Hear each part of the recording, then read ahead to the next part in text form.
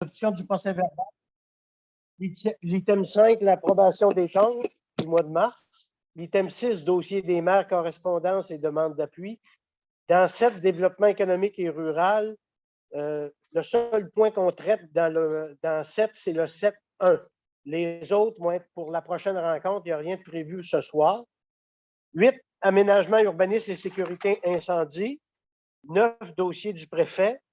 Vous aviez 9.1, 9.2. Je vous demanderais d'ajouter 9.3. C'est seulement une information.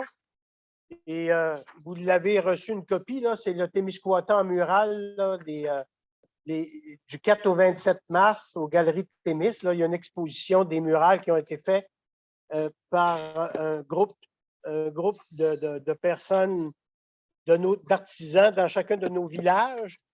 Et il y a 19, les 19 villages sont représentés et vous avez aussi une communauté, la communauté autochtone. Si jamais il y avait de l'intérêt pour une municipalité d'en faire l'acquisition, vous avez le nom de la personne qui est responsable de l'œuvre. Et si jamais c'était possible, vous pourriez entrer en contact avec et en faire l'acquisition au niveau de la municipalité, si jamais tel est votre désir. Ça va là-dessus. Item 10, redistribution éolienne. 11, nomination à la table régionale de concertation des aînés.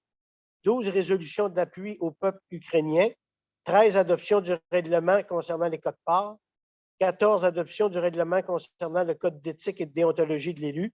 15, adoption du règlement 0322 concernant le code d'éthique des employés de la MRC. 16, Conseil des arts et des lettres du Québec.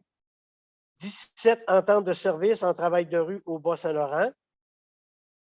18, tableau de bord. 19, les bons coups. 20, affaires nouvelles. 21, période de questions. Et 22, la levée de l'Assemblée. Je suis un proposeur de l'acceptation de l'ordre du jour. Proposé par Claude Pelletier. Maintenant, on serait rendu à l'item 4, l'adoption du procès-verbal de la réunion régulière du 14 février 2022. Chacun des membres du Conseil de la MRC, vous en avez reçu copie. Est-ce qu'il y a des commentaires, des annotations, du questionnement par rapport au procès-verbal du 14? Oui, Claude?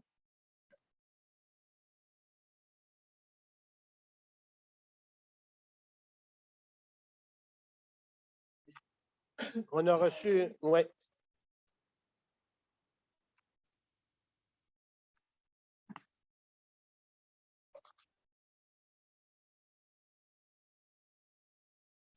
Oui, bien, en fait, c'est le principe, c'est le même montant depuis des années. Donc, ils ajustent leur budget en fonction de ça. C'est sûr que s'il y en avait plus, ce serait fantastique. Mais le problème, c'est un petit peu on a le même problème que la vallée de la Matapédia, en fait.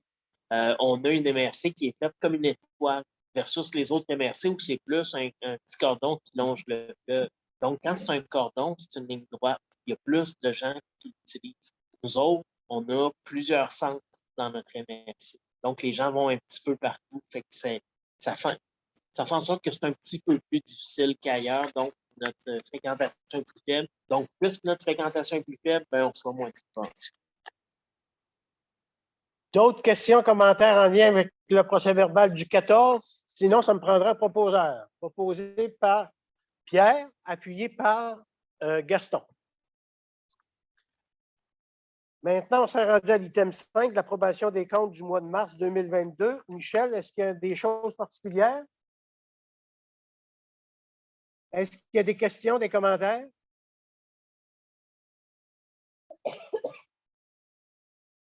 Ça va pour tout le monde? Oui, il y a une proposition. Est-ce qu'il y a un appuyeur? Appuyé par Jules. Maintenant, au niveau des dossiers des maires, correspondance et demande d'appui, on avait conformité au règlement 02-10-51.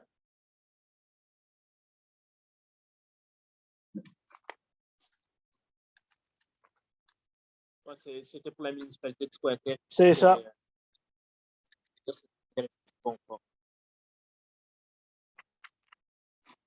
C'est concernant c'est concernant l'aménagement et l'urbanisme. à Squatec. Donc, on a eu officiellement la réponse. C'est positif. Ça va pour ça? Lettre du ministère de la Sécurité publique, formation des pompiers. On a reçu une correspondance. La correspondance se lit comme suit. On a analysé les besoins en formation en 2022-23 transmis dans le cadre du volet 1 du programme d'aide financière. Une somme totale de 14 520 vous est réservée pour le démarrage d'une cohorte de 8 à 16 candidats pour la formation pompier 1. Et de plus, une somme totale de 10 000 vous est réservée pour le démarrage d'une cohorte de 8 à 16 candidats pour la formation pompier 2 de 10 candidats. Une fois la cohorte démarrée, ces candidats auront 2 ans pour terminer la formation. La formation devra débuter d'ici le 30 juin 2023. Si ce délai n'est pas respecté, la somme réservée ne pourra être versée. Donc, c'est quand même une information intéressante. On a reçu des confirmations pour des formations pour nos pompiers. Si je peux me permettre de rajouter un petit quelque chose, effectivement, les dates sont importantes. Il faut vraiment partir à date pour arriver à temps. Parce que sinon, ça arrive à toutes les fois qu'on tourne vers le ministère. Donc, c'est possible de porter une attention particulière là-dessus, là, s'assurer que c'est quand même pas loin de 25 000 pour ça. Et oui, en fait, c'est les chefs pompiers qui nous disent voici nos besoins. Et notre responsable au niveau du dossier s'assure effectivement que les brigades en tiennent compte des obligations et des contraintes reliées à ça. Ça va pour ça? 6.3, programme d'aide au développement du... 6.3.1, convention d'aide financière, autorisation de signature.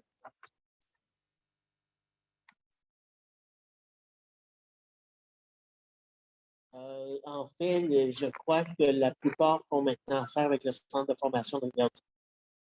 Mais par exemple, pour ne pas le nommer, Gérald Dubé fait de la formation au Témiscouata.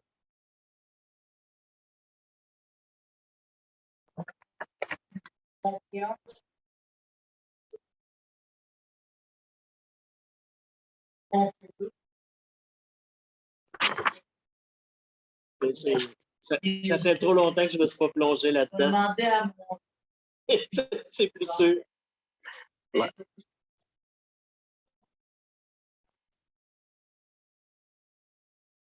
Ouais.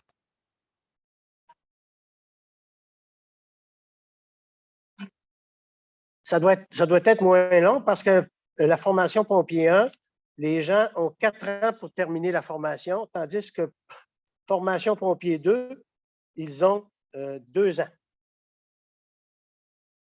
Ouais. Ouais. Parce qu'ils donnent plus de temps, probablement que c'est plus long aussi pour pompier 1. Là. Ça va là-dessus? 6.3.1, convention d'aide financière, autorisation de signature entre le ministère des Transports au niveau du transport collectif et la municipalité régionale de comté de Témiscouata. Et ça nous prend pour les signataires, c'est pour le 100 000, là, c'est Jackie et moi. Hein? C'est bien ça? Donc, ça prend une autorisation de signature. Qui propose? Proposé par Daniel, appuyé par Kevin. Ça va là-dessus? Développement économique et rural, maintenant, suivi des fonds. Vous aviez l'information, je crois, et je vais céder la parole à Steve. Oui, donc, en ce qui est peut-être au suivi des fonds, vous avez eu les montants. Je ne sais pas s'il y en a qui avaient des questions, là, je ne relirai pas. Là, on voit qu'il en reste encore quand même pas mal. On est en début d'année, donc c'est normal que les emplois soient quand même pleins. Oui, Pierre.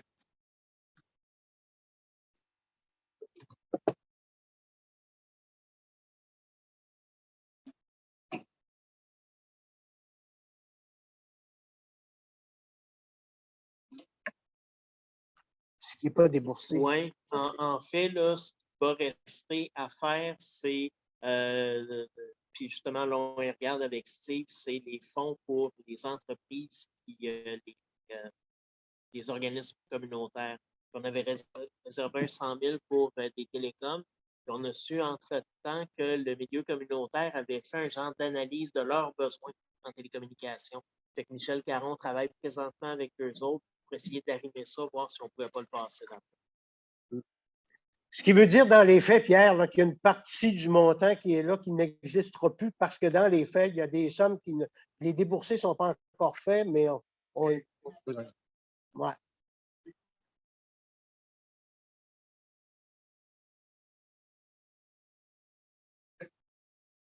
Oui, bien, en fait, on vient de recevoir des nouvelles du ministère parce que là, c'était en analyse à Québec, puis c'est redescendu à Rimouski, puis là, c'est redescendu sur mon bureau, donc ça va se signer là, ces jours-ci.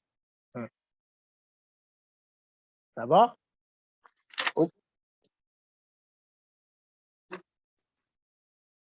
Oui, avec la sériculture. Avec la sériculture. Ouais. Avec la signature à Séricole. Exactement, c'est avec la signature à la séricole. Ça va pour ça? D'autres questions, d'autres commentaires en lien avec le dossier? On serait maintenant rendu à l'item 8, aménagement, urbanisme et sécurité incendie. Premier élément, avis de motion, zone industrielle Saint-Honoré-Témiscouata. Oui, dans le fond, c'est une motion qu'on doit passer. J'ai déjà fait une modification autonome. Il y avait inclus au départ l'agrandissement du périmètre urbain financier et secteur industriel. Le secteur industriel avec la bande de financement. Donc, là, la relance.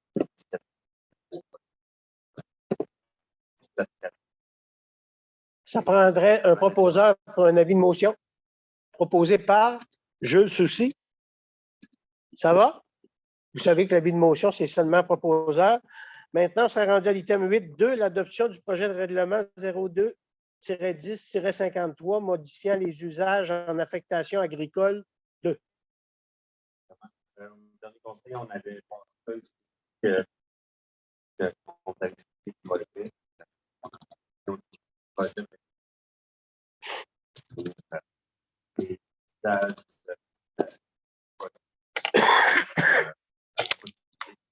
Tout le règlement en entier. Non, non, vas-y, en résumé. En résumé,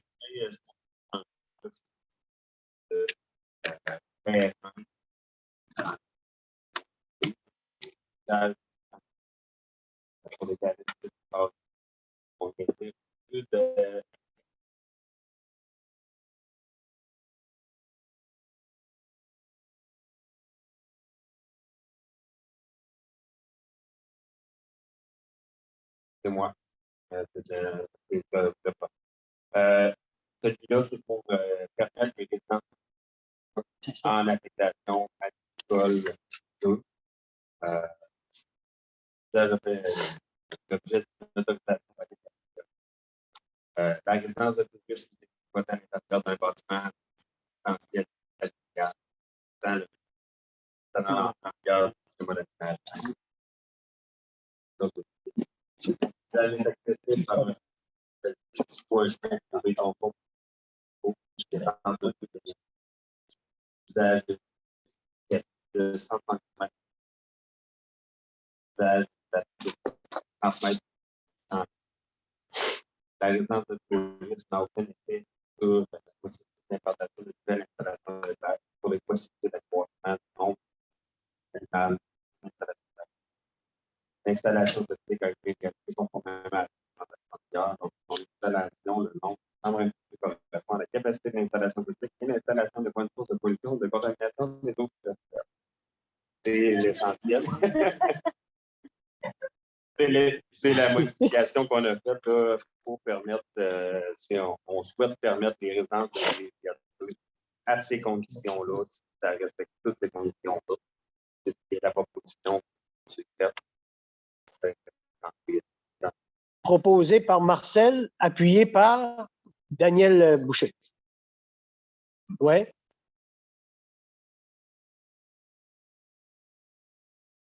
Exact.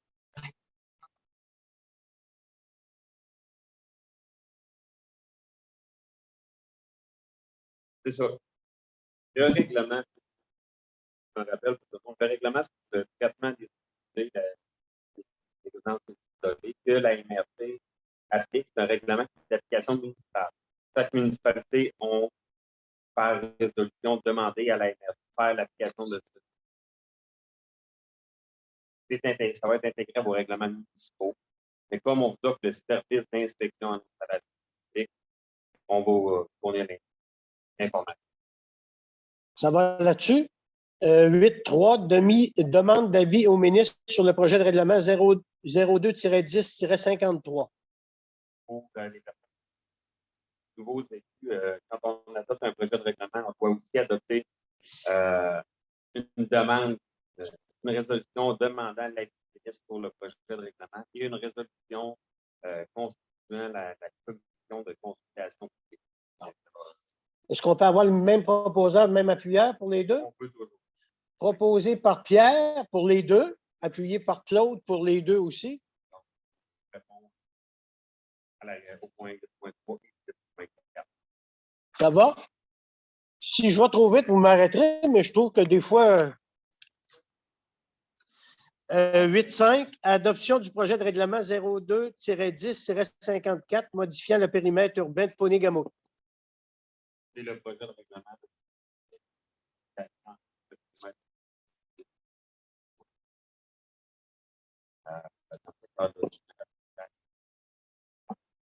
Donc, le projet de règlement, c'est 4.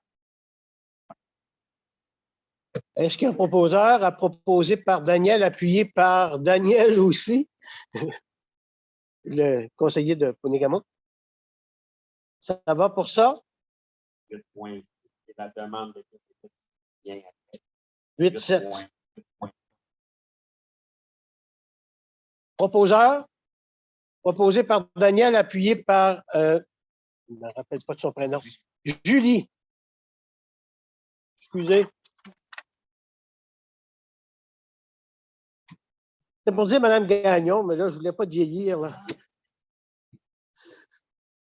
8.8, l'adoption du projet de règlement 02-10-55, modifiant les conditions d'implantation résidentielle sur une propriété de plus de 18 hectares en affectation agricole 2. Avant d'aller plus loin, là, je tiens quand même à vous dire, parce que pour les gens là, qui ne participent pas à ce comité-là, l'ensemble de ces dossiers-là ont été traités au comité aménagement. Là.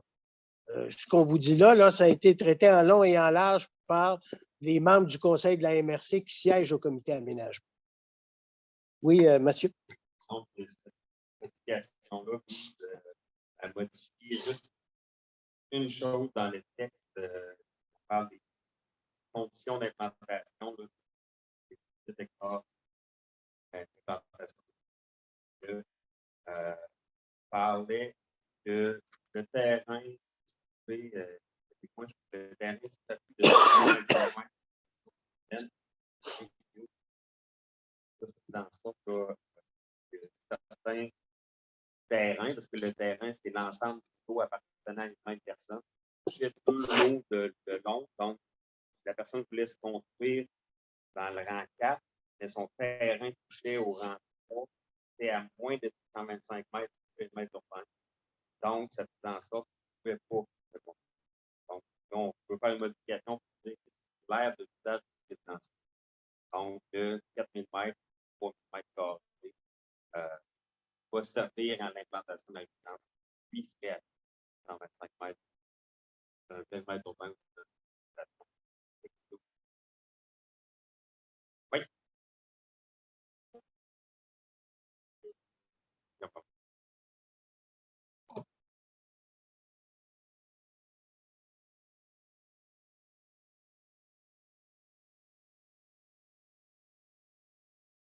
Dans le fond, cette disposition-là du règlement est là depuis l'entrée en vigueur de la décision de l'article 59. C'est ça. Qui permet en zone agricole, sans l'autorisation de la propriété, de faire, de mettre des résidences sur des terrains qui ont plus de 18 hectares. Fait que, des terrains qui ont plus que 18 hectares en affectation agricole 2, donc les affectations agricoles qui sont moins dynamiques, plus éloignées des champs de culture, des installations d'élevage, qui sont là en zone agricole de façon historique. Là, essentiellement, c'est souvent la forêt. Ça, depuis l'entrée en vigueur de cette décision-là, on peut, sans l'autorisation, sans faire une demande à la CPA, individuel, implanter une résidence. Il faut que le terrain ait 18 hectares et répondre à toutes les conditions qui sont là.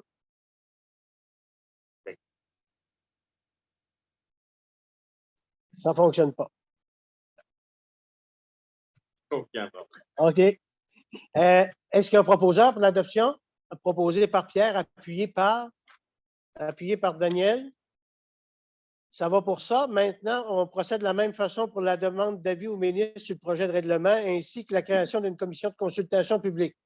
Proposé par Pierre, appuyé par Daniel. Daniel, il garde la main levée. Je sais, je sais bien. Maintenant, on serait rendu à l'item 8.11, certificat de conformité du règlement numéro 283-21, modifiant le règlement de zonage 167-89 de la ville de Témiscouata sur le lac. Demande de modification de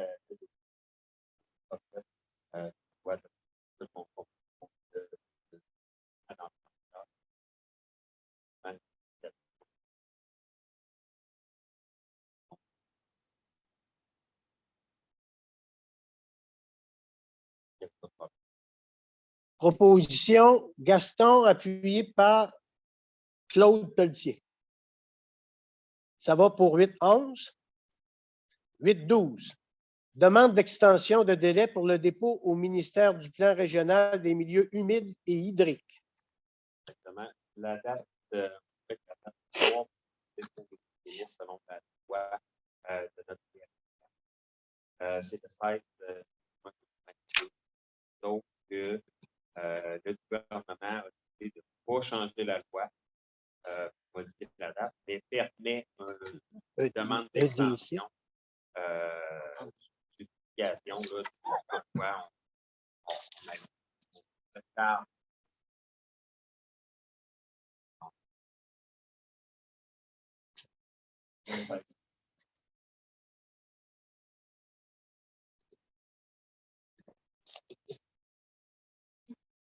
Puis c'est ça, c'est des conditions là, on ne peut pas faire des consultations. On demande un délai là, en fait, un nouvel échéancier qui devrait mener un dépôt là, 1er novembre. 2022. Peut-être juste pour votre information, il y a déjà 2 MRC du Bas-Saint-Laurent ou 3 MRC du Bas-Saint-Laurent qui ont demandé une extension déjà. Fait qu'on n'est pas hors norme. Il y a Marcel qui voulait intervenir.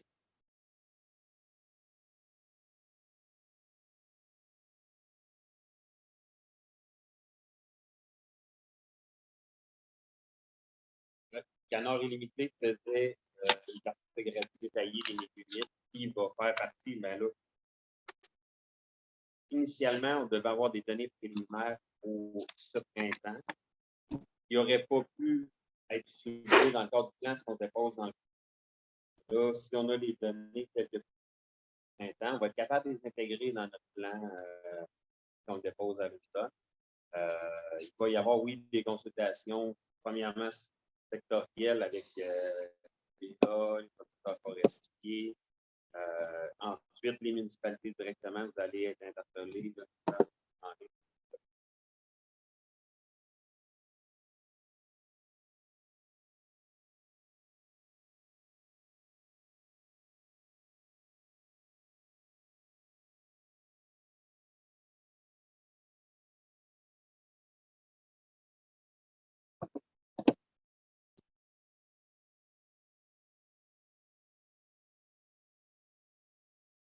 Ben, on prévoit, pour le permis, de nous refasse une présentation au mois d'avril de l'avancement avec des cartes déjà de caractérisation des milieux humides en fonction de leur valeur écologique, en fonction de leur rareté. Ça va être la base pour, après ça, prioriser les milieux humides à conserver dans notre normalement, si l'agenda le permet, au mois d'avril, on fait une présentation pour l'ensemble des maires. Après ça, une présentation vraiment peut-être par secteur ou par bassin versant, document de bassin. Quand je parle de bassin versant, ce n'est pas du fleuve Saint-Jean, c'est les sous-bassins versants, la rivière Saint-Jean, la rivière Saint-François, mettons, la rivière Quadet, la rivière Orton, par sous-bassin, Ça va, Marcel, donc une consultation qui va se faire au niveau du conseil de la MRC, possiblement en avril, et il va y avoir aussi des rencontres, à tout le moins sectorielles, là, pour la suite des choses. Ça va pour ça? Est-ce qu'on a, au niveau de la demande d'extension, ça nous prend une proposition en bonne et due forme, là, proposée par Mario? Officiellement, on ne sait pas, parce que le formulaire on fait une résolution. Là, OK. Donc, ça nous prend un proposeur quand même, un appuyeur. Mario propose, appuyé par Denis. Ça va là-dessus? En voulant aller rapidement, on s'est aperçu qu'on avait oublié un élément dans la partie 7 au niveau développement économique et rural. C'est un lancement des appels d'offres au niveau d'accès à la culture et la valorisation de la lecture et de l'écriture. Tout simplement pour vous dire qu'il y a des sommes qui sont disponibles en 2022 et qui restait un solde en 2021 aussi de 675 $, puis qu'il y a aussi une autre somme de prévue en 2022 pour soutenir les initiatives favorisant la lecture, puis ce qui serait, ça nous prendra un proposeur et un appuyeur pour officiellement confirmer que la MRC de Témiscouata veut procéder à l'ouverture de l'appel d'accès à la culture du 15 mars au 29 avril pour l'année 2022 et qu'une somme de 20 675 $ provenant de l'entente de développement culturel soit disponible.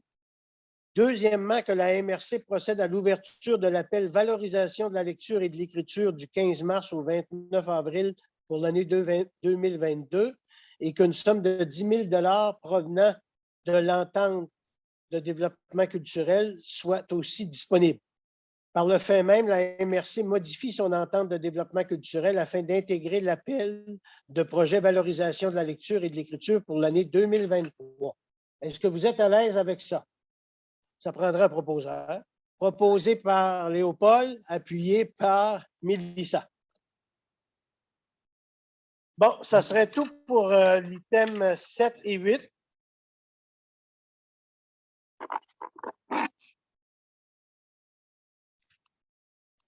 Non, je ne crois pas.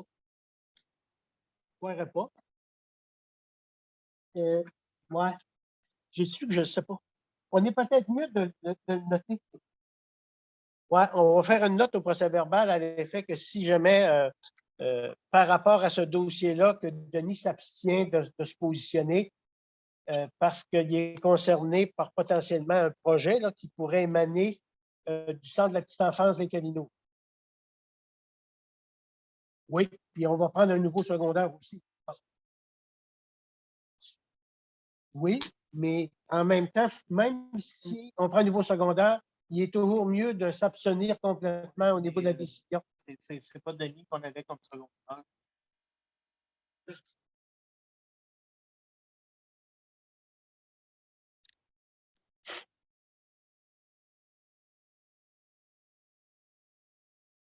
Puis peut-être aussi Mme André Dubé là, à Saint-Honoré, qu'elle ne se positionne pas dans le dossier. C'est strictement, dans le fond, pour se protéger tout le monde. Là.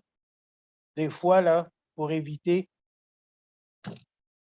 que ça sorte tout de travers. Ça va pour tout le monde? Maintenant, l'item 9, vous avez un huis clos développement. J'ai demandé un huis clos, puis je vais vous dire pourquoi maintenant. Là. On a eu une discussion au niveau du comité administratif de la MRC.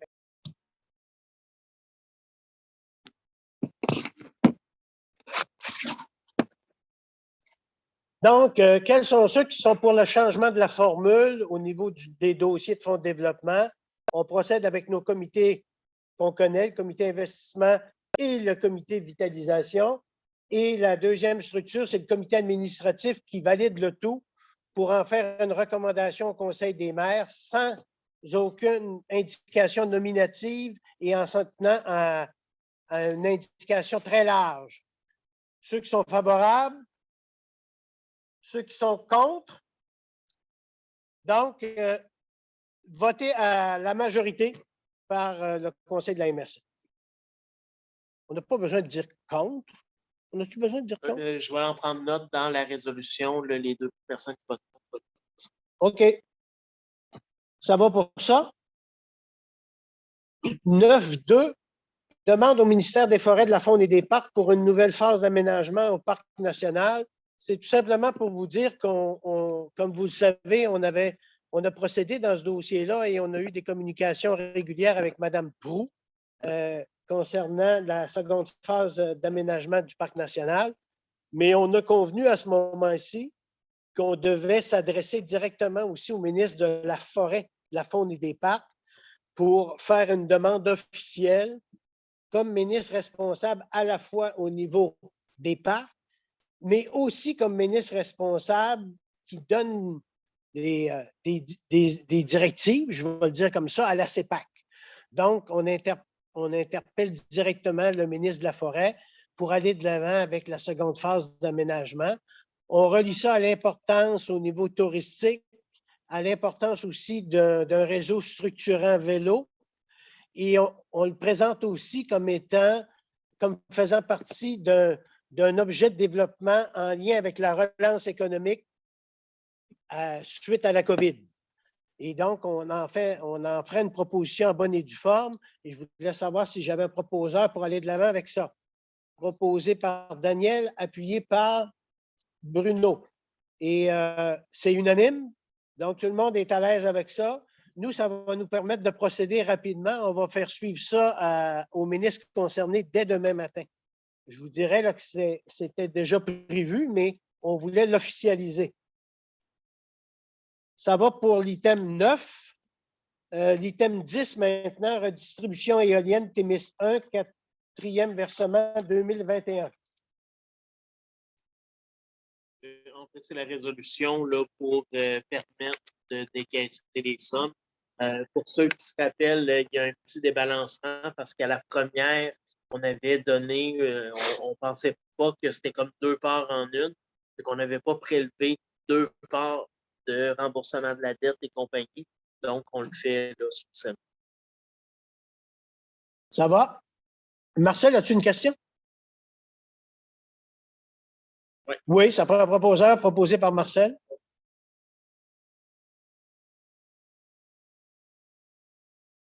Oui, ben, en fait, il n'y a pas. L'année qu'on vient de passer, il a vanté Soso, là, parlant en bon français. Mais c'est pas terrible, c'est juste un vent dans le nombre du budget qu'on avait pris. Les dernières années, les 6 années précédentes, ça a vraiment été des très, très bonnes années. Ça, c'est une année correcte. Puis il y a l'élément là, que je vous mentionnais, qu'on n'a pas pris deux parts sur le premier, donc il a fallu le répercuter sur cette. On n'avait pas assez retenu pour la dette. En bon français, c'est ça que ça veut dire. Donc, un proposeur appuyé par Gustave.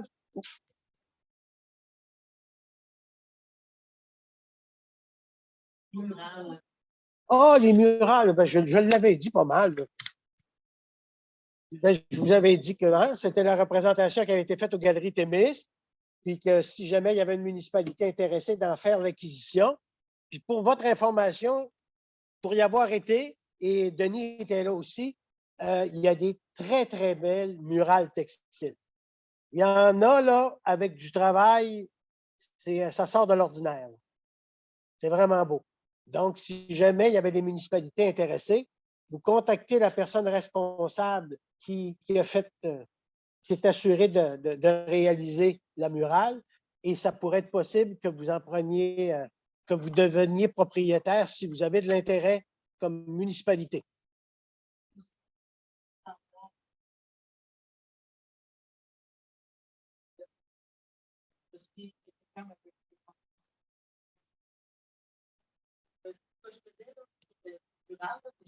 Tu l'as ici, hein?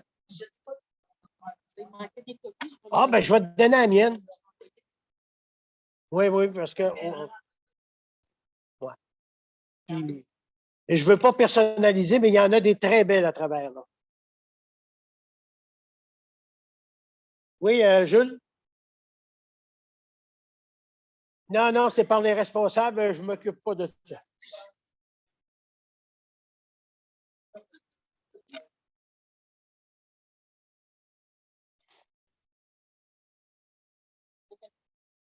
Mais sérieusement, là, il y a des très belles réalisations dans tout ça.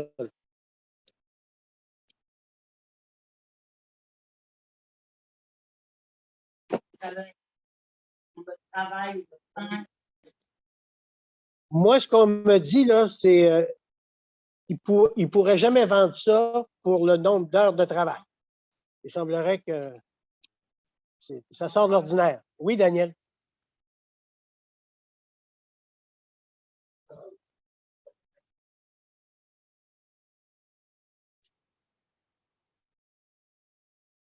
Non, non. Ça a été fait. C'est des gens, dans le fond, à l'intérieur de la COVID, qui ont dit par le biais de l'Association des arts, ils avaient demandé de l'argent au niveau d'un programme Nouveaux Horizons pour les aînés et ils ont réalisé ces œuvres-là. Mais ce qu'ils ont fait comme prémisse, ils ont dit on va représenter chacune des municipalités. Et à partir de là, moi, je leur ai demandé, à partir de ces réalisations-là, est-ce qu'il y aurait la possibilité pour les municipalités de l'acquérir? Si jamais il y avait de l'intérêt, et on me dit, vous avez les noms des responsables, contactez-les pour voir si effectivement ils ont de l'intérêt ou non à vendre leur réalisation. Oui, Pierre.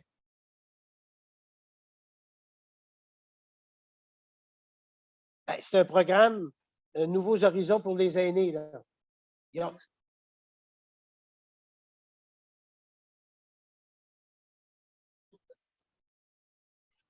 Non, ils ont eu. Oui. Oui, oui, c'est un programme fédéral. Là.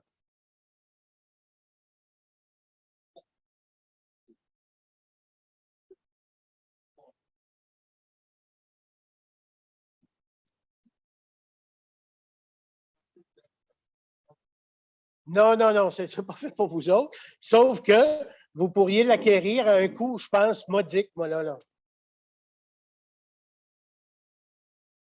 Non,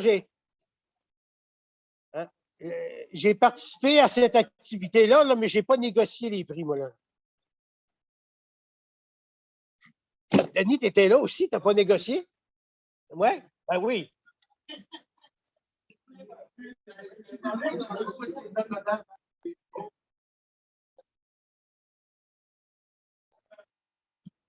Ça va là-dessus?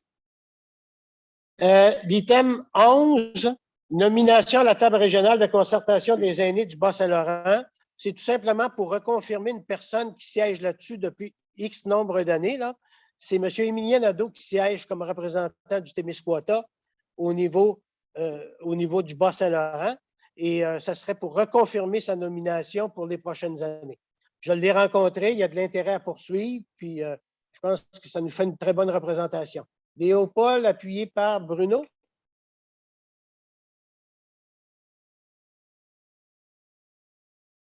Maintenant, au niveau de la résolution d'appui au peuple ukrainien, est-ce que tu as la résolution? Je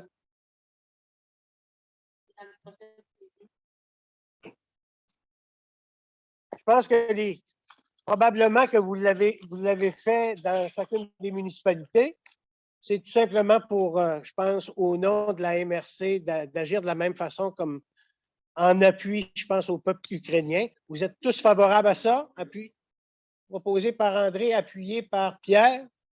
Peut-être la faire unanime, celle-là. Ah, OK. Ça vous convient?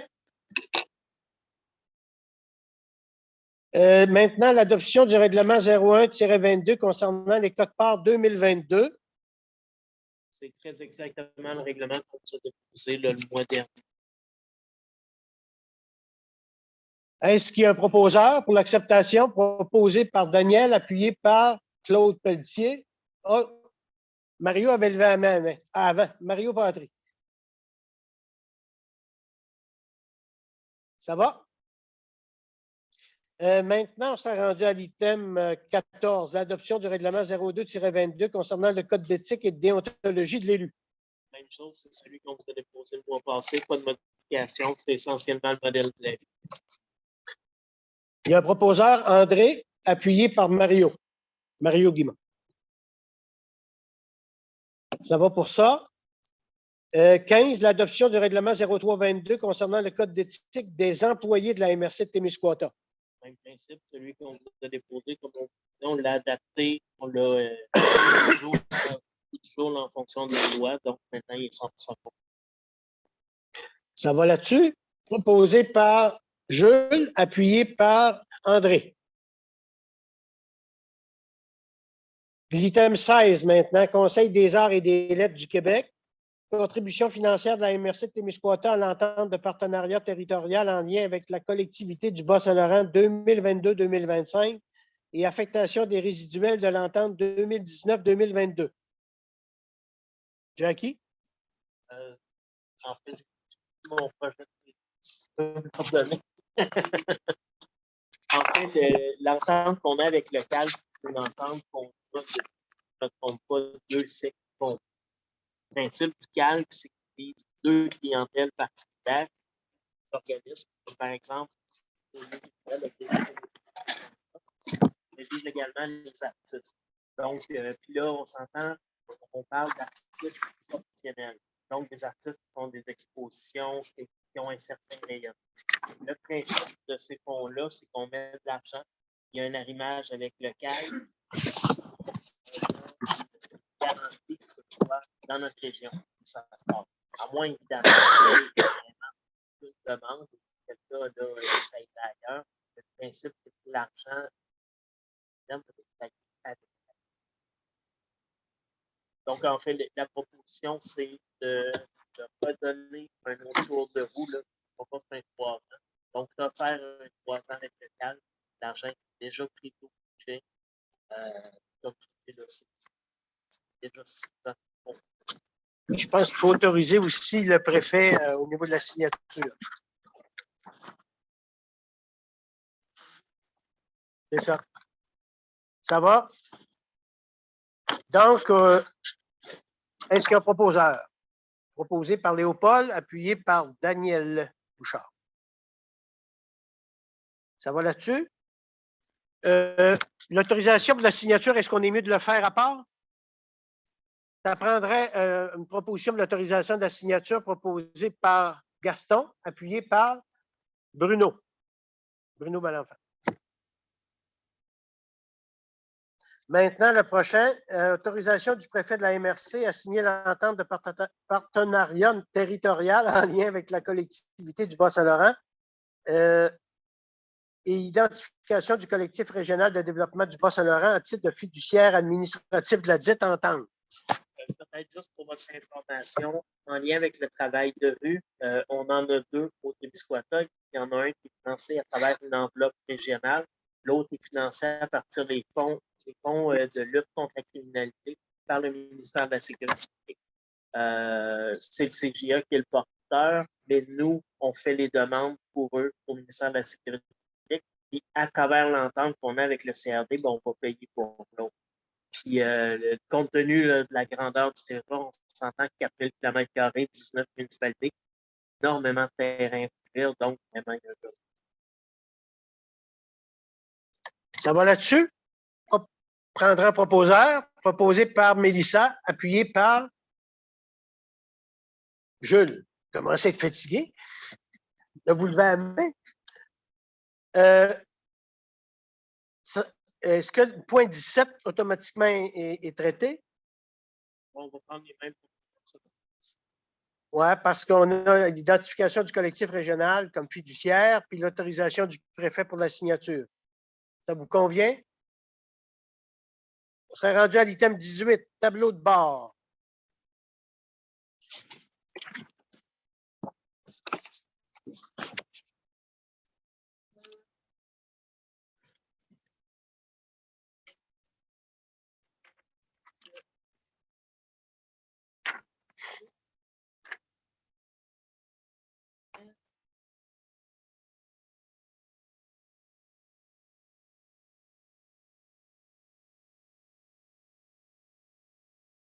953 188.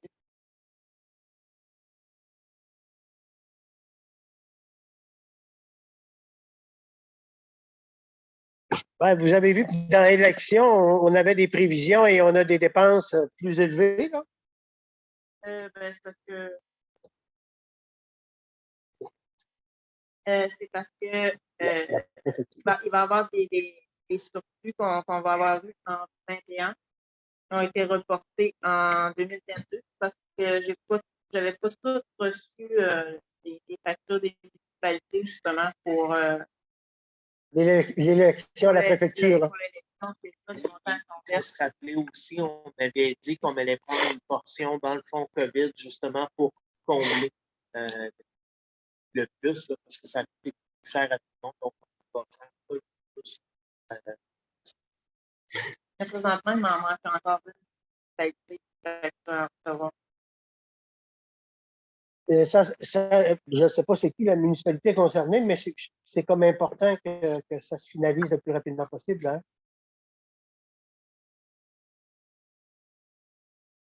J'ai envoyé des courriels. Oui.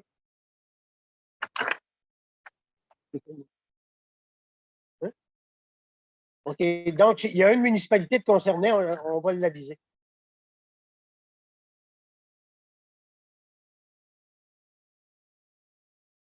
Ça fait qu'on t'avertit, Bruno.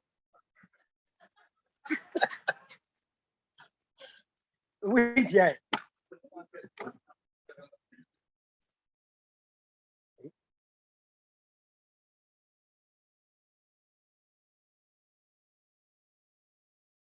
C'est parce que c'est seulement les déboursés. Oui. Mais C'est c'est pas... seulement les fonds qui sont des fonds. Des fonds. Ouais. Alors, je ne vais pas dans ce sens-là. Là-dedans, c'est des fonds pour les entreprises qui sont. Ce que vous avez, c'est la portion de 300 000 qui relève de Steve. Les autres, comme par exemple Michel Caron, C'est ailleurs. Ouais.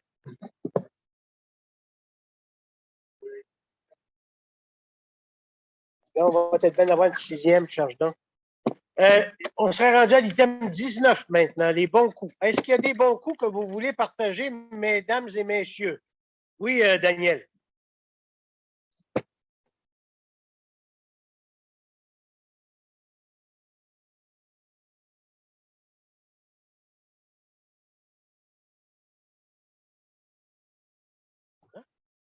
Ah, c'est des bonnes nouvelles, ça.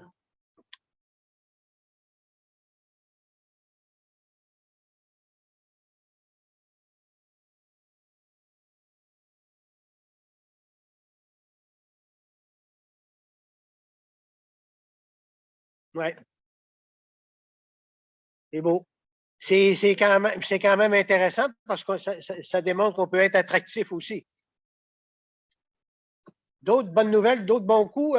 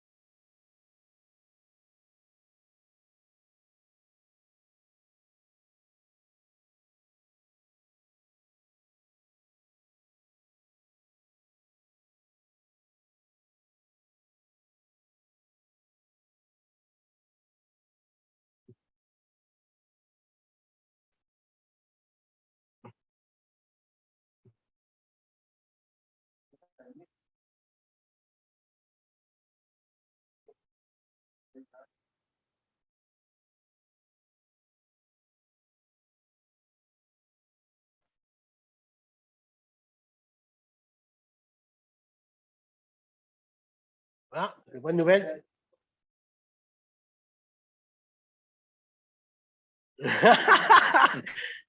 Jules, je pense que tu voulais intervenir.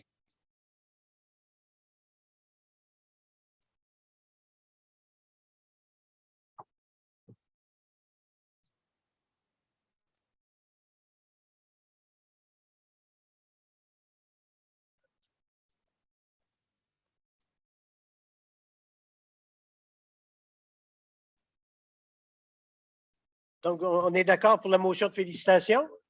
On va la faire suivre aux personnes concernées. Ça va? Merci, Jules. Autre bon coup que vous voulez partager à ce moment-ci? Il y a Mario, je pense, qui voulait nous donner de l'information un petit peu au niveau du 100e qui s'en vient chez toi.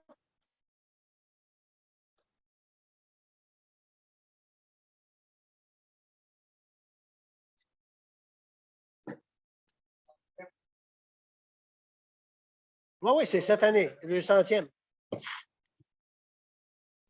Fait que ça va là-dessus. Donc, on va vous souhaiter bonne chance à Mario et à toute son équipe au niveau du 100e de Saint-Athanas.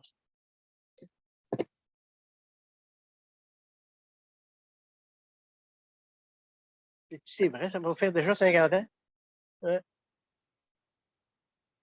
En 2023. Ah, c'est beau. On aurait fait le tour au niveau de 19, au niveau des bons coups, à moins que vous en ayez d'autres. Sinon, on serait à Affaires nouvelles. Dans Affaires nouvelles, on a mesure d'urgence génératrice en commun. C'était Denis qui nous avait placé ça à l'ordre du jour et on ne l'avait pas traité dans la dernière rencontre. Puis là, on s'est dit qu'on allait y revenir ce soir.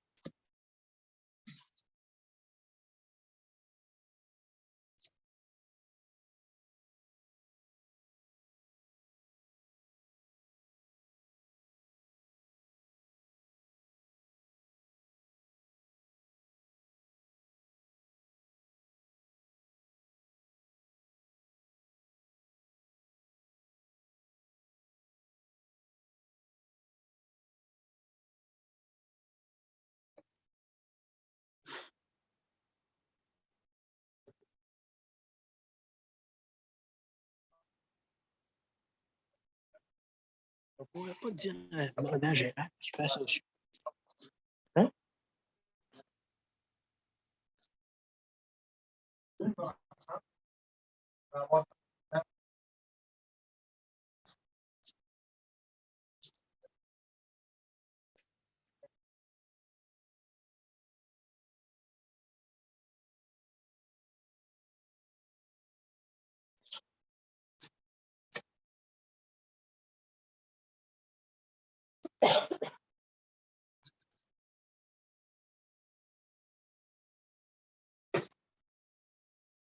Mm-hmm.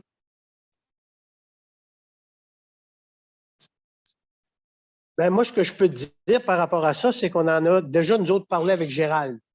Voir avec lui comment il pourrait procéder. Puis je sais qu'il a déjà commencé à faire des contacts avec différents milieux pour voir de quelle façon c'est quoi les besoins, puis c'est quoi la réalité actuelle au niveau du Témiscouata. Et il va nous faire un suivi là-dessus. Puis on va vous revenir au niveau du conseil de la MRC, puis on regardera voir si effectivement, s'il y a des besoins, de quelle façon il répond. Est-ce qu'on essaie d'y répondre par secteur? On a quand même, quand on regarde juste au niveau des corporations de développement, on a quand même 5 secteurs de déterminer. Est-ce qu'on pourrait regarder par secteur? En tout cas, on va l'analyser. Puis en même temps, on va vous faire un suivi là-dessus et on a mandaté Gérald à faire le processus. Il est déjà en contact avec les milieux au niveau des services incendies, des mesures d'urgence, donc ça devrait pouvoir se réaliser. Oui, Marcel et André.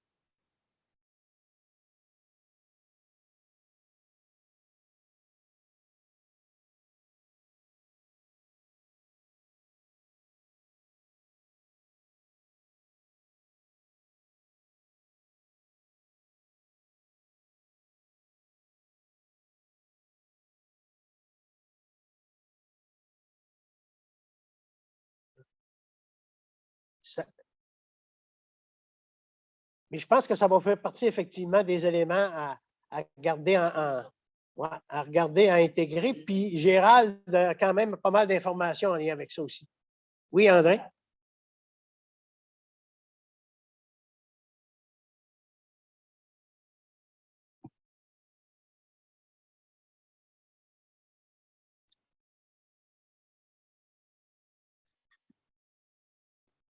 Oui.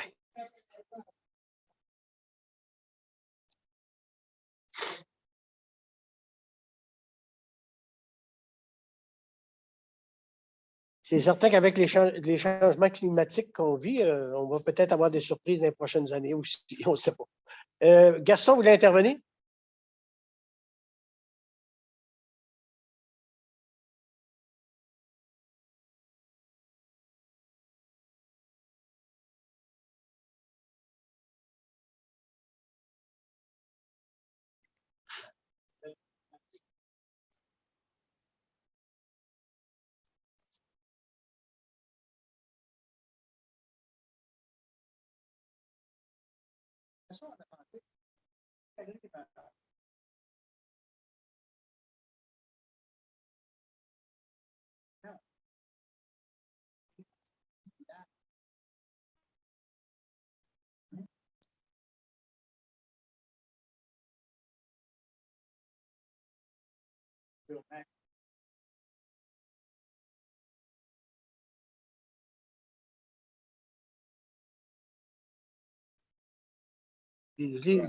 C'est ça, Dégelé, Cabano, Squatec, Ponégamok.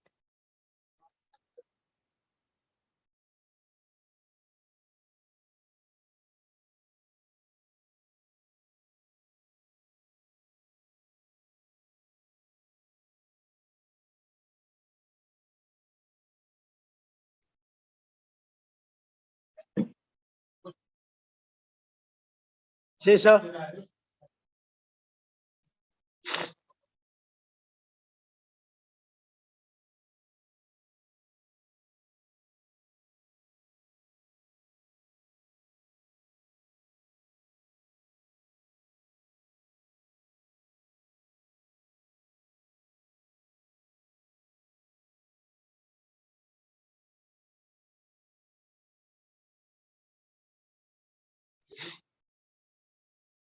C'est ça. Mais l'idée, c'est de recenser tout ça, puis d'aller chercher le plus d'informations. Puis je pense qu'une personne comme Gérald est peut-être bienvenue là-dedans. Surtout qu'on est en processus, en plus, nous, au niveau de ce dossier-là, au niveau de la MRC, de la couverture, etc. C'est toutes des choses qui peuvent être complémentaires. Oui, Claude?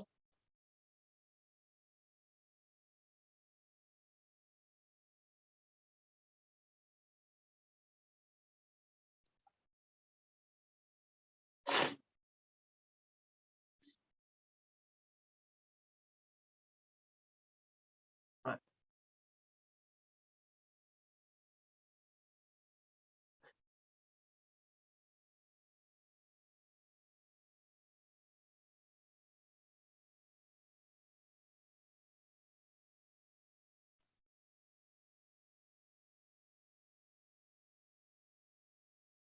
Oui, oui.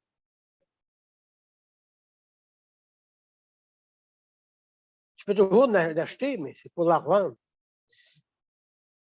Oui, Mario?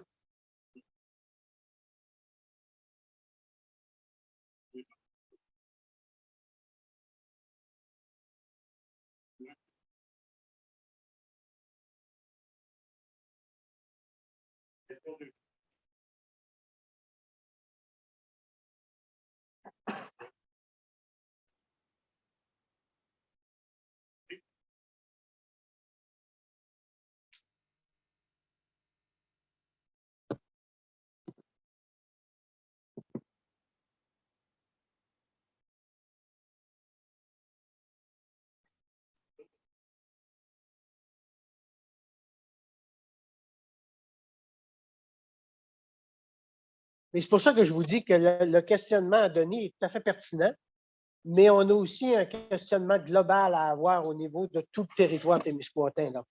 Voir de quelle façon on se structure pour répondre à la fois aux besoins de chacune des municipalités, je vais le dire comme ça, mais souvent, c'est en regroupant nos forces ou certaines activités qu'on va pouvoir mieux le faire.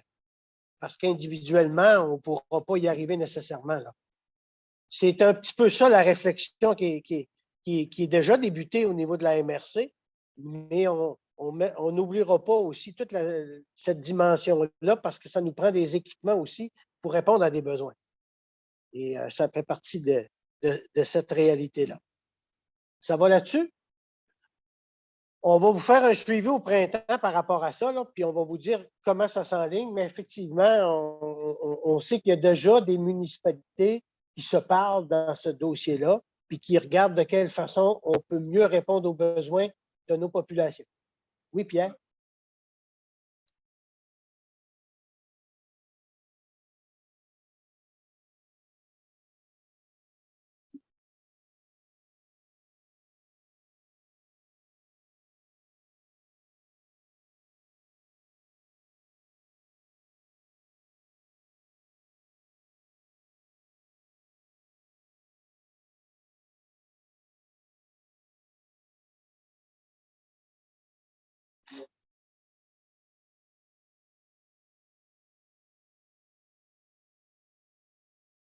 En fait, dans le schéma de couverture de risque, ce qui est regardé, c'est les équipements, mais vraiment de protection incendie. Pas sécurité civile. C'est le schéma de couverture de risque incendie, pas le plan de l'urgence. Vraiment incendie. Mais il reste que complémentaire à ça, effectivement, il faut faire l'exercice aussi par rapport à ce que tu dis. C'est ça, justement, Gérald a déjà fait un tour, un survol du territoire pour savoir qui a des génératrices portatives, qui en a d'autres, des mobiles, là, sur où. Là, maintenant, on est rendu à établir, là, c'est quoi, quel genre d'ampérage que c'est, combien de fois. Puis regarder aussi en fonction des potentialités là, de désastre qui peut arriver, c'est quoi les besoins aussi, là. Et pour ceux qui se posent des questions, le centre de services scolaires a déjà des ententes dans ces dossiers-là, là, au niveau de mesures d'urgence en cas de désastre majeur pour récupérer les écoles secondaires dans les secteurs. Ça existe déjà, ça. Mais ça reste probablement à peaufiner et à améliorer, là, mais je sais que ça existe. Ça va là-dessus? Fête des familles au Témiscouata, Jules, 20.2.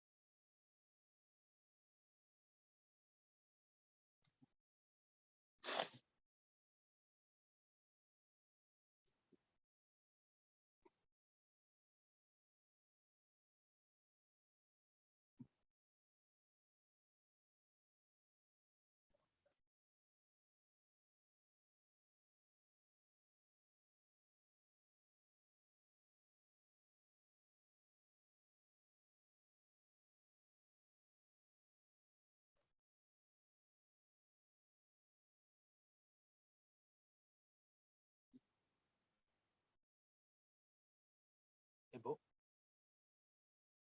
Et quand vous allez avoir plus d'informations, peut-être les faire suivre au niveau de la MRC. Nous autres, on va se faire un plaisir de faire circuler l'info.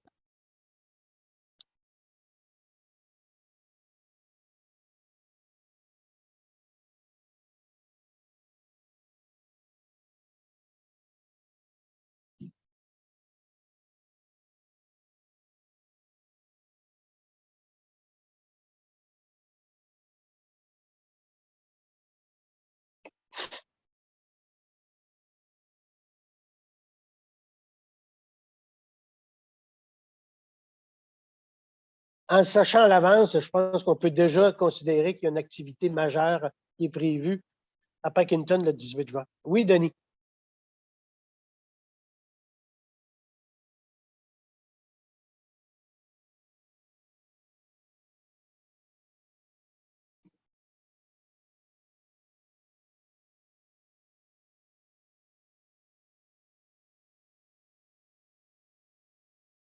D'habitude, c'est les 2 femmes de Cosmos qui viennent au conseil et qui demandent si c'est volontaire. Fait qu'ils vont probablement refaire la même chose à l'automne C'est juste qu'on a perdu un peu la main avec la COVID. avec la Des COVID. années qu'on fait. Normalement, c'est ça. Lors de la journée même. Ça veut dire qu'il faut s'attendre à avoir de la visite de Cosmos. Ça très bientôt. Fait que je vous annonce qu'on va avoir de la visite de Cosmos dans une prochaine rencontre. Ouais. Oui, Gaston.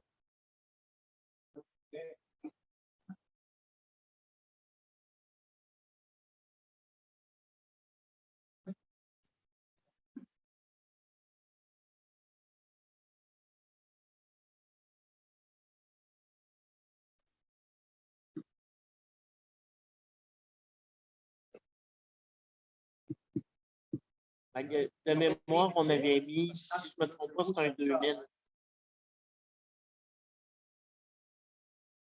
De Les mémoire, municipalités? la MRC avait mis un 2000. Ouais. Le bail, en fait, il y a 2 ans. Il y a 2 ans, on avait dit.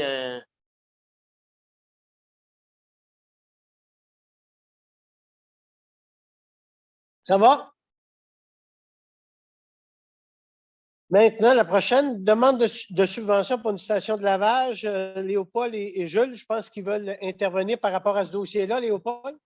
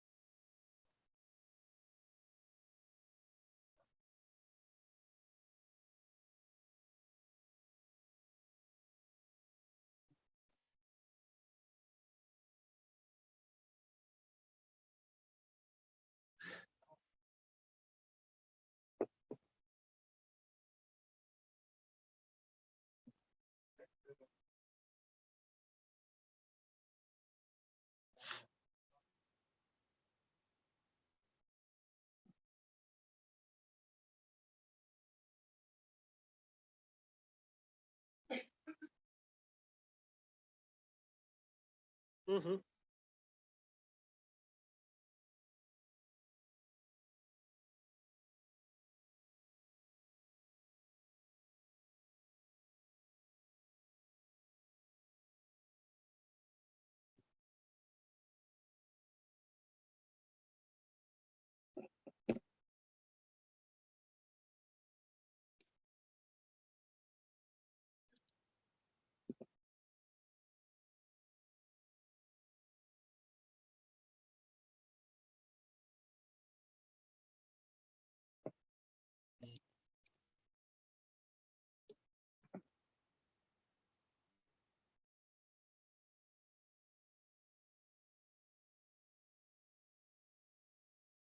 Ouais.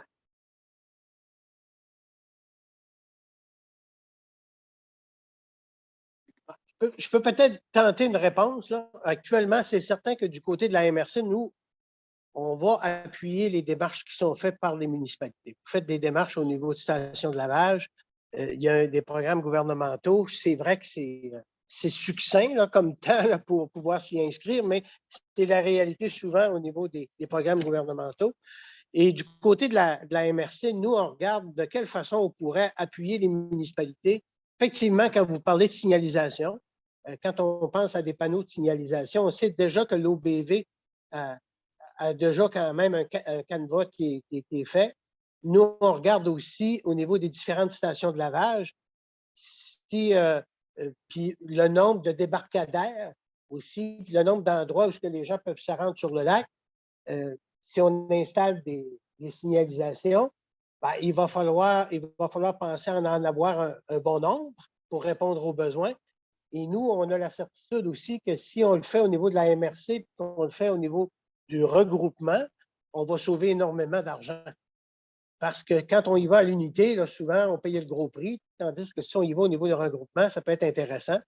Nous, on est prêts à soutenir financièrement les municipalités qui s'embarquent dans ce projet-là.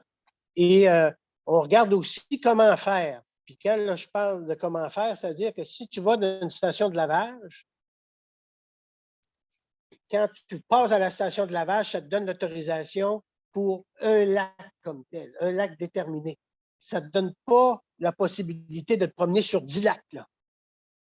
Et ce qu'on voudrait en arriver à faire, et ça se passe dans le coin de quel MRC, donc? Lac Mégantic. Lac Mégantic. Oui.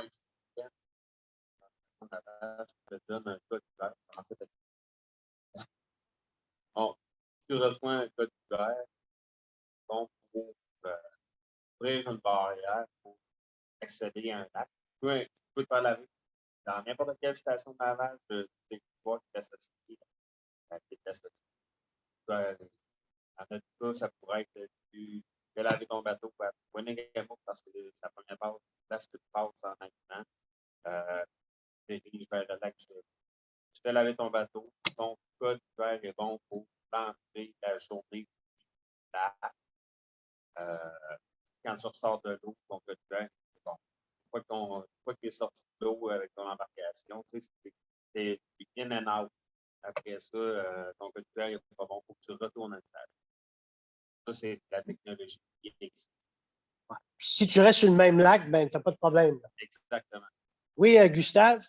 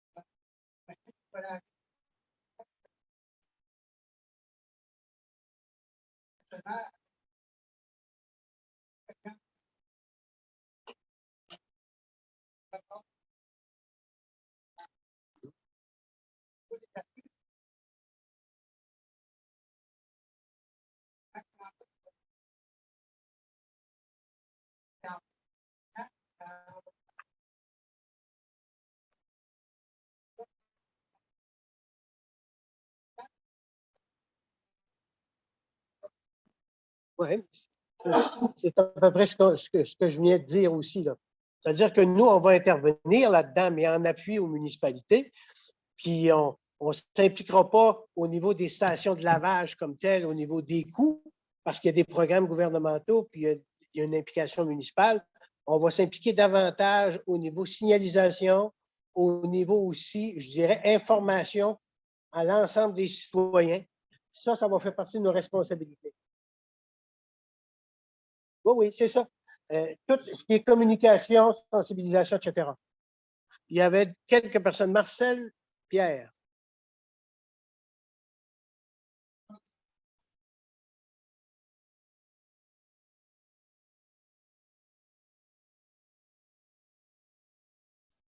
Oui. C'est certain, là. Je ne dis pas que vous allez vous en sortir avec 15 000, c'est pas ça, là. Mais ça fait partie de vos responsabilités. Dans le fond, vous faites un choix comme ça, vous allez chercher un programme gouvernemental. Nous, ce qu'on vous dit, c'est qu'au niveau de la MRC, compte tenu que ça fait partie de nos priorités, au niveau, je pense, de la protection de nos cours d'eau, ben, on va investir aussi pour donner un coup de main aux municipalités qui s'impliquent dans la démarche. Oui, parce qu'on veut uniformiser la mesure du possible. Et c'est pour ça que si on peut le faire pour l'ensemble des stations de lavage, ça va être encore mieux. Parce que dans le fond, si on veut se donner une chance de réussir comme il faut ce dossier-là, il faut que ça soit le plus uniforme possible dans nos façons de faire.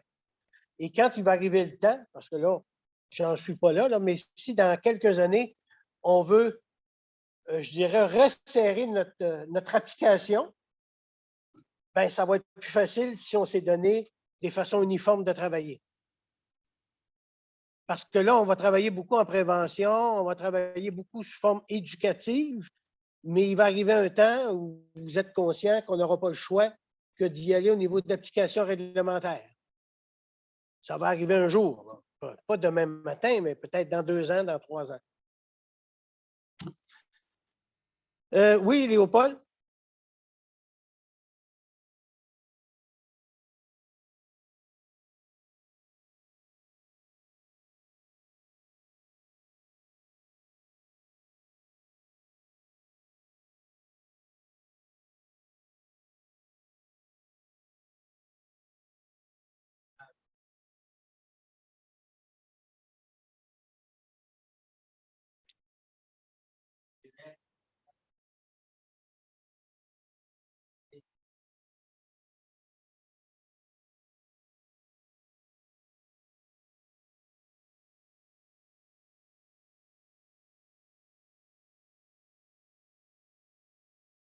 Oui. Je ne vous cacherai pas que Mathieu travaille déjà dans le dossier en suivi par rapport à ça. Ouais, puis,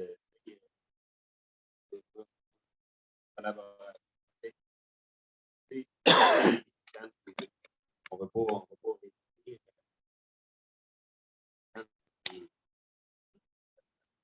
Comment on peut faire ça? L'emplacement des stations. D'autres volets au niveau de la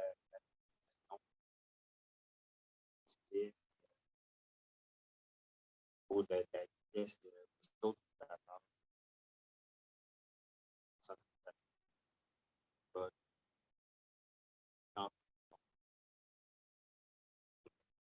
Sur les panneaux qu'on a. Juste l'informatique. Au tennis, on parle à peu près une quarantaine de d'embarcadères, soit publics ou accessibles. C'est ça. On parle seulement des embarcadères publics accessibles. Donc, quand même, plusieurs points dans on aimerait faire À encadrer. si on veut arriver avec cartographie de station navale pour l'ensemble des trois, c'est un problème. Faire ça, disponible pour chaque municipalité dans l'espace d'une heure ou deux avec un GPS qui est capable de faire quelque chose. C'est un problème. Nous, l'idée qu'on a aussi, c'est d'aller voir dans d'autres territoires de la MRC qu'est-ce qui se fait et qu'est-ce qui serait le plus probant pour un territoire comme le nôtre. Et c'est ce qu'on est en train de faire. Et Mathieu a déjà pas mal de démarches d'entreprise. Il y a Claude qui va intervenir, Mario et Pierre.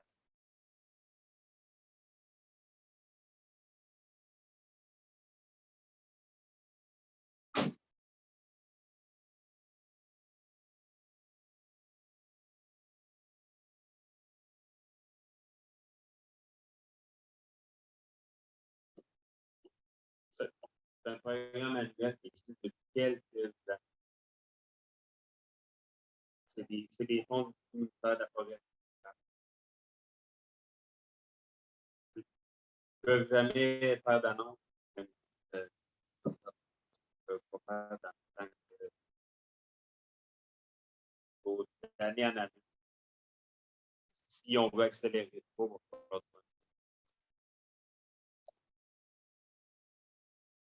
Mais il reste que quand je regarde ce qui est déjà sur la table à dessin, puis les projets potentiellement à réaliser, c'est quand même intéressant là, ce qui est entrepris au Témiscouata.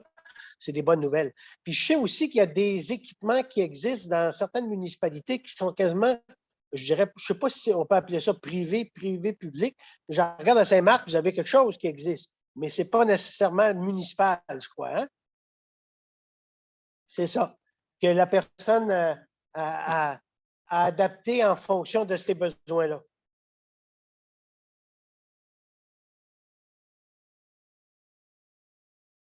Mais si c'est ça, c'est parce il pourrait y avoir des ententes, puis quand il reste l'eau chaude, ben là, c'est quelque chose qui n'est pas si compliqué que ça, là. Moi, je pense qu'il y a des façons de faire là, qui vont nous permettre de répondre aux besoins de l'ensemble des municipalités qui le désirent. Si je regarde au niveau du Témiscouata, avec les travaux qui sont déjà en marche, je pense que le lac Témiscouata, on va être en pas mal meilleure posture qu'on l'était, parce qu'auparavant, c'était seulement Témiscouata sur le lac là, qui avait mis en place la station de lavage. Puis, c'est plus facile aussi de travailler des dossiers comme ça quand les voisins sont tous dans le même groupe. Là. Il n'y a plus personne qui va être pointé du doigt. Là. Ils vont être obligés de pointer un ensemble. C'est plus dur un peu. Il y a Mario qui voulait intervenir, puis Pierre.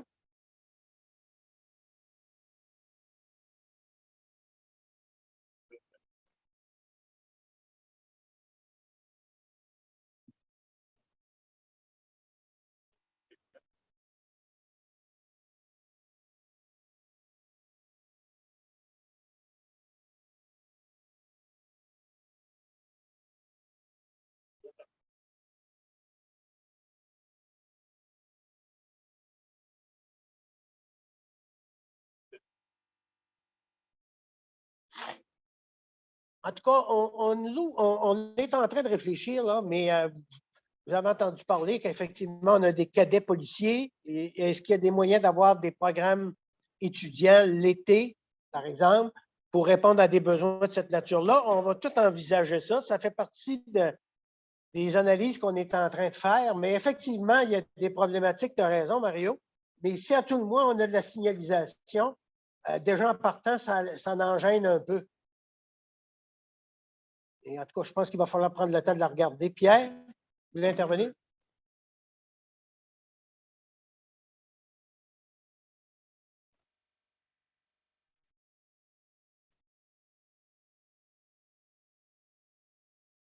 C'est ça.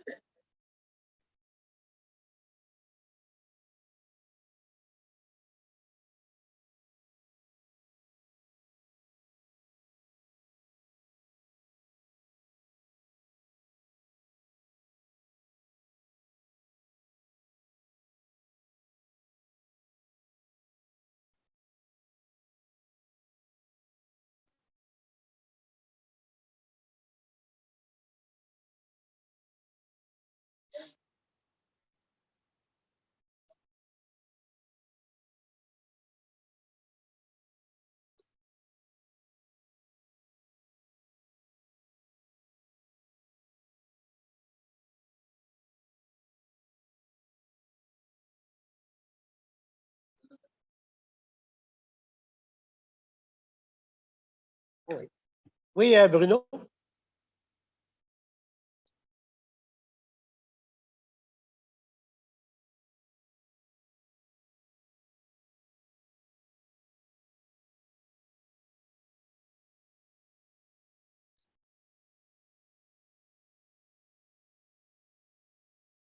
C'est ça.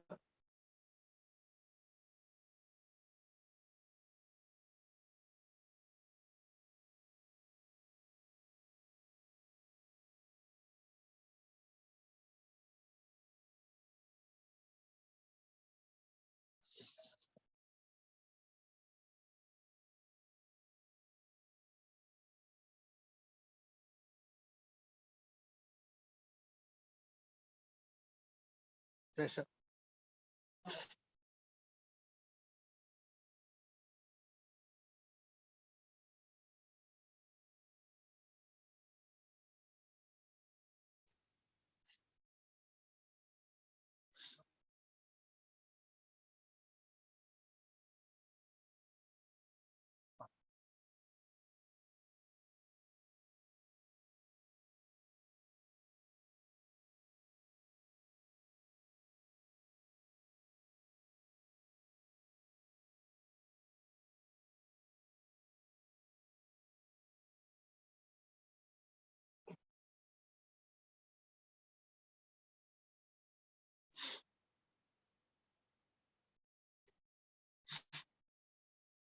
Parce qu'au niveau des municipalités, effectivement, tu as raison, Bruno, je pense qu'on va y aller graduellement. C'est ça l'objectif aussi.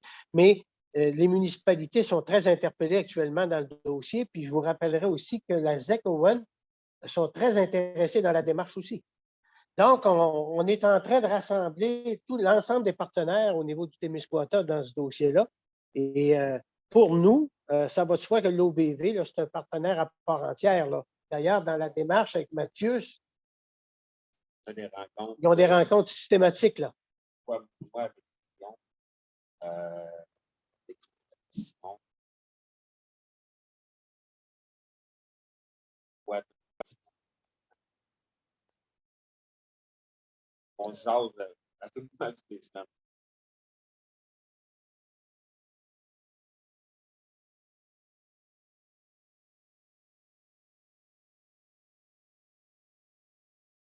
Oui.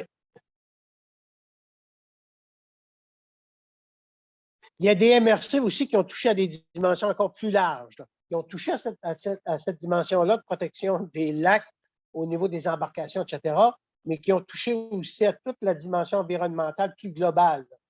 Il y en a qui sont allés très, très loin là-dedans. Mais moi, je pense qu'il faut embrasser ce qu'on est capable. Il y a des MRC qui ont fait, qui ont des fonds. Question environnementale, là, une partie de l'heure, ils ont des projets, ils ont touché, c'est pour le 40 000, les organismes peuvent déposer, entre autres, pour des projets de création navale, caractérisation de la MRC. Ça peut être du fonds aérien, ça peut être à la gestion environnementale. Mais pour conclure, Léopold, effectivement, beaucoup d'ouverture, sensibilisation, éducation, puis tout ce qui est signalisation. Pour nous, on pense que ça fait partie de notre responsabilité MRC. En collaboration avec les municipalités. Là. On ne fera pas ça en vase clos. Là. Tout va se faire en collaboration avec les municipalités. Ça va là-dessus. Il y a 2 autres sujets. Jackie? C'est vraiment deux points en rafale, là, ça va aller rapidement. De un, Michel, si tu peux le lever, dépôt du rapport de la trésorière d'élection. En fait, c'est tout simplement l'avis qui a déjà été publié dans le journal. Là, c'est le rapport un petit peu plus détaillé, selon les formes du DGE qu'on va leur transmettre au 10 avril. Mais il faut vous le déposer au préalable. Si jamais vous souhaitez consulter une copie, il n'y a vraiment pas de problème. Là. Michel peut vous en faire des copies. En toute franchise, c'est pas mal rien qui avait. Il n'y a vraiment rien de très spécial par rapport à ce qu'on a, nous, comme rapport d'élection. On s'entend 2 candidats, un petit budget de 1500 à peu près, maximum par candidat. Donc, excusez l'expression, mais il n'y a pas de quoi écrire à sa main. Sinon, autre point, on a eu quelques questions par rapport à la rémunération des élus aux différents comités. Juste pour vous rappeler, en février, on avait passé la motion. Là, ce qu'on va faire, on va vous déposer un projet de règlement au mois d'avril, accepté au mois de mai. Il faut qu'on suive les procédures avec le fichage, publication dans le journal, etc. Mais en mai, ça va devenir effectif. Ce qu'on va faire entre-temps, c'est qu'on va vous fournir le formulaire pour réclamer ces frais-là pour chacune des rencontres. Commencez à les noter. Puis si jamais vous voyez que le formulaire, il y a quelque chose qui cloche, ça serait plus facile si c'était autrement, ben justement, on est dans une phase test. Fait que regardez-y. S'il y a quelque chose qui ne fait pas votre affaire, revenez-nous, puis on va le modifier, puis on va l'ajuster justement pour qu'il soit facile d'utilisation.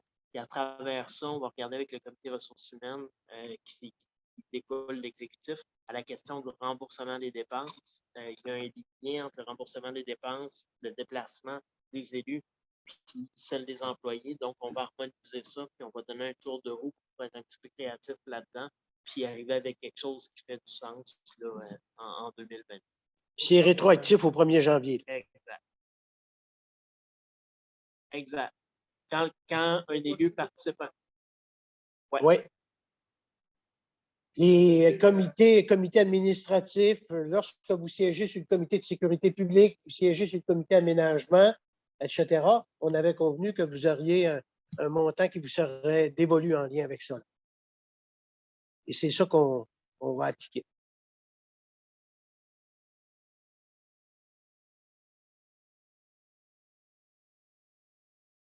Ouais, ben, en fait, la RDT, c'est une organisation sœur. Là, donc, nous autres, on ne peut pas payer pour la RDT. C'est vraiment des comités de la MRC. Est-ce qu'il y a d'autres éléments à ce moment-ci, Jackie? Non, en fait, c'est juste pour donner l'information que ça chemine, puis ça arrive rapidement. Là, en fait, donc, il y a plus quelque chose. Un dernier point d'information, Mathieu? D'informer le premier voir la protection des donc, nouvelle couche d'autorisation. Il n'y a pas de couche d'autorisation. Le règlement provincial et le règlement municipal. Il est applicable par les municipalités quand même, le règlement provincial. Le règlement provincial devrait remplacer les décisions municipales. Là, on est comme en période de flottement entre deux. Juste pour faire attention, risque d'avoir un petit peu plus de paperasse à remplir demandeur de permis. Ça va faire du bien, on n'avait pas. Non, période de questions. En fait, on Il y a- n'a pas reçu de questions. Oui, Gustave.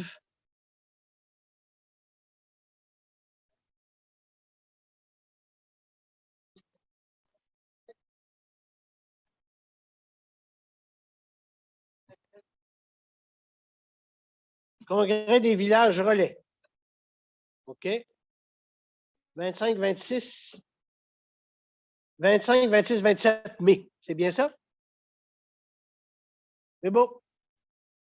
Autre chose?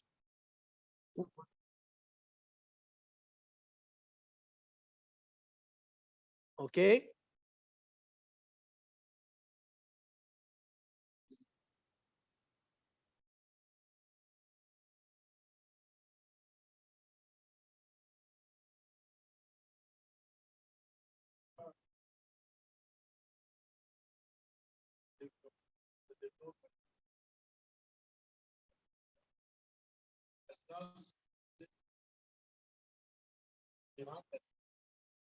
Ouais,